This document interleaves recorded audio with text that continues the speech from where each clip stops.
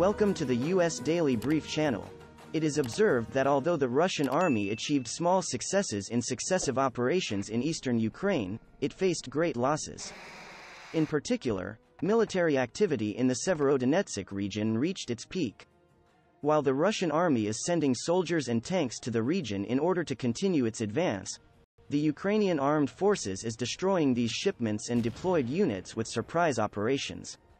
Now, thanks to the brave and experienced elite troops and artillery in Ukraine's special brigades, the Russian army's attacks are being blocked and repulsed. In addition, an ammunition depot, platoon, dozens of armored vehicles and more than 100 soldiers of the Russian army are destroyed every day. Being one of the strongest armies in the world will not save you when you enter a war with no strategic depth. This is not possible, especially considering that this war was fought on a different piece of land from your own country. Especially for two publics, such as Russia and Ukraine, who share similar geography, culture, history and language, it is not possible for such a war to be positive for the attacking side. Soldiers are also ultimately human and have human feelings. Even relatives of some Russian soldiers live in Ukraine. What Russian soldier would want to be in such a situation?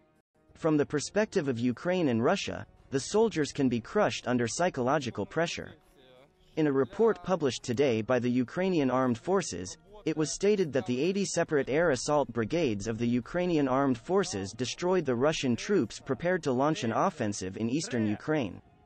The 80th Air Assault Brigade, known as the Lviv Paratroopers, became a special unit of the Ukrainian Armed Forces thanks to its outstanding success in the Ukrainian offensive. Special Lviv Paratroopers unit reported that it destroyed an armored personnel carrier, 2 tanks and 15 soldiers belonging to a platoon of the Russian army.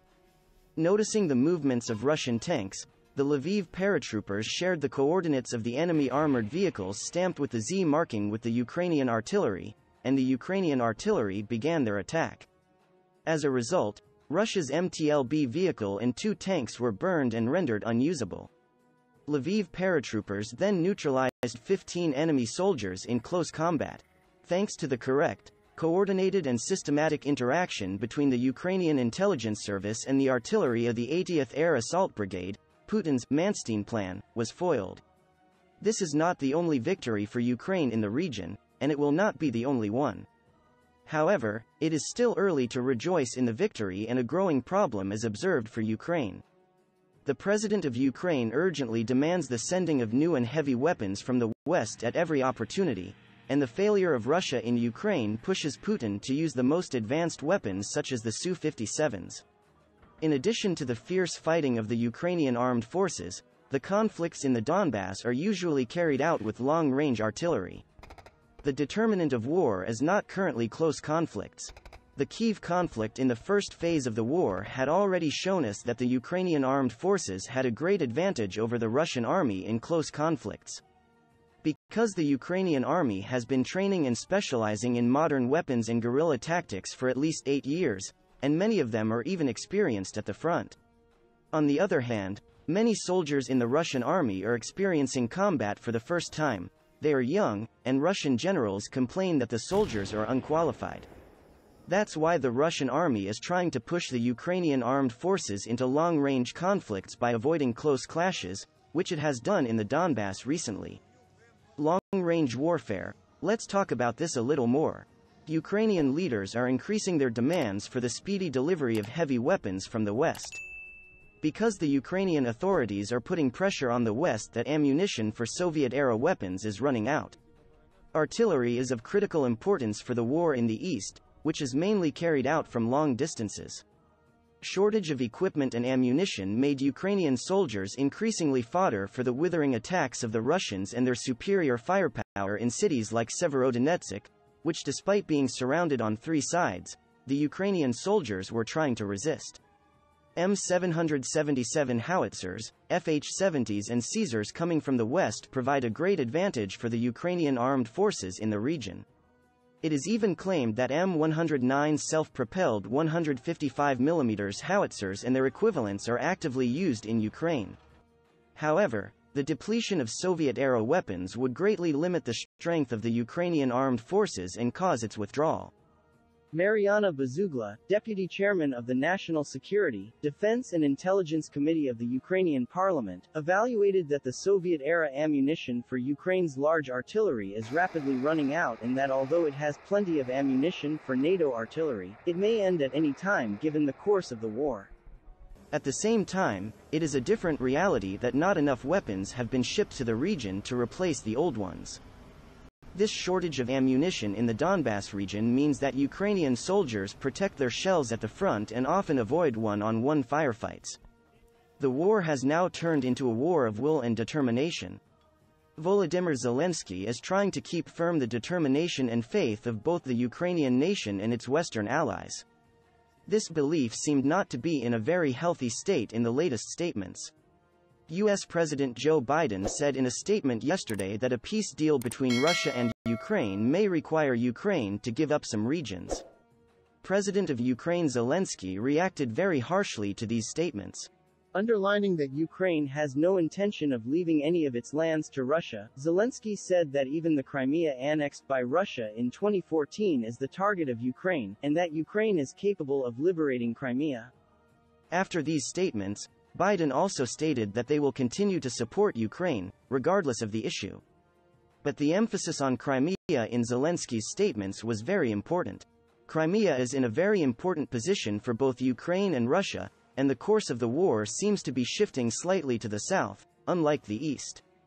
After the Russian army moved all its troops to the east due to its desire to completely occupy the Donbass, the Ukrainian armed forces started attacks to reclaim the areas they lost in Kherson, and a few of these attacks were successful. The Ukrainian armed forces liberated at least 20 settlements in the Kherson region last week and control the northern part of the Inhulets River. However, the war in Kherson is progressing in a long-range course of war, and just like in Donbass, the need for ammunition from the Soviet period will increase in the future in this region. You may be wondering if the weapons from the West meet Ukraine's needs. Although these weapons are very powerful and change the course of the war, their limited number reveals the inadequacy of the war in a wide geography. On the other hand, Russia's invasion of Ukraine was a deeply flawed military operation, from Moscow's assumptions of an easy victory to a lack of preparation, poor planning, and force recruitment.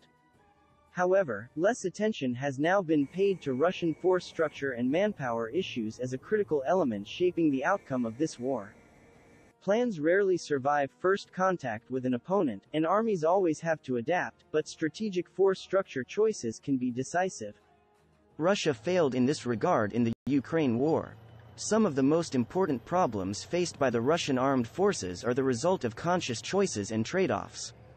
These resolutions help explain many of the struggles observed by the Russian armed forces in combined arms operations, engagements in urban settings, and attempts to seize terrain.